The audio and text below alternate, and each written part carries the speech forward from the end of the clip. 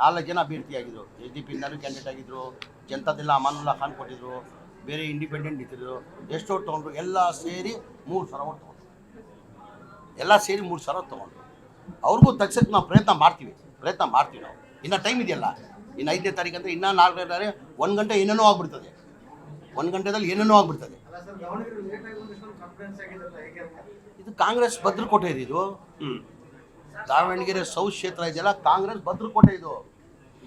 ಯಾರು ಬರಲಿ ಯಾರು ಬಿಡಲಿ ಕಾಂಗ್ರೆಸ್ ಓಟಿದೆ. ಯಾರು ಬರಲಿ ಯಾರು ಬಿಡಲಿ ಕಾಂಗ್ರೆಸ್ದೇ ಓಟಿದೆ.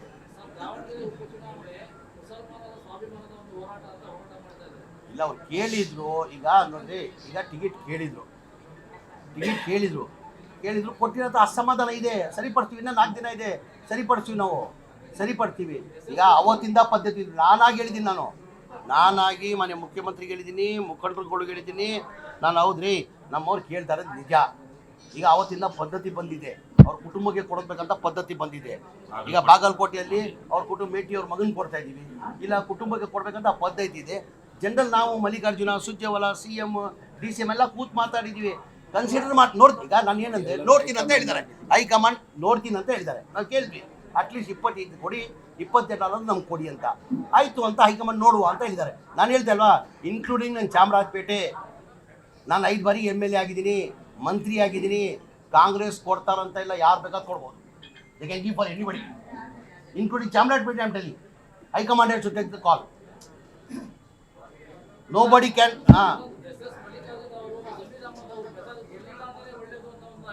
ರೀ ನಾನು ಕೇಳಿದೆ, ನಾನು ಹೇಳ್ಕೊಡ್ತೀನಿ ನೋಡಪ್ಪ.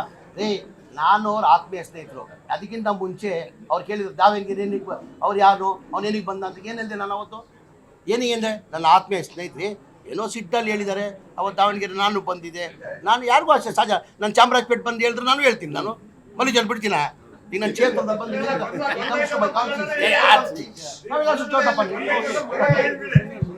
ಸರಿ ಬಸ್ ಏನು ಗೊಂದಲ ಇಲ್ಲ.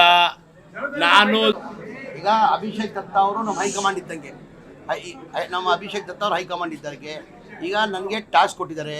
ಯಾರು ಅಸಮಾಧಾನ ಇದ್ದಾರೆ ಅವ್ರಿಗೆಲ್ಲ ವಾಪಸ್ ಸಮಾಧಾನ ಮಾಡಿ ಕರ್ಕೊಂಡು ಬರ್ಬೇಕಂತ ನಾನು ಲಿಸ್ಟ್ ಮಾಡಿ ಕೊಡಿ ಅಂತ ಹೇಳಿದ್ದೀನಿ.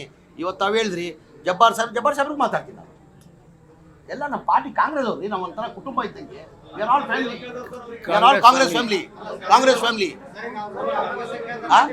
ನಿನ್ನೆ ಮೀಟಿಂಗ್ ಮಾಡಿ